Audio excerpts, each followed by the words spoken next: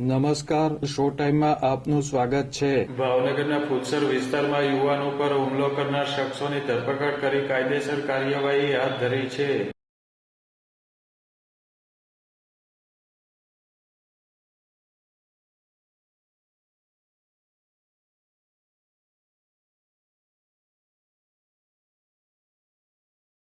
ભાવનગરના ચિત્રા વિસ્તારમાં રહેતો યુવાન પોતાની કાર લઈને જતો હતો ત્યારે રિક્ષા ચાલક સાથે બોલાચાલી થઈ હતી. આ બાબતની દાજ રાખી યુવાન ફુલસર વિસ્તારમાં લગ્ન પ્રસંગમાં હતો ત્યારે શખ્સોએ તેની ઉપર હુમલો કરી કારના કાચ ફોડી નાખ્યા હતા.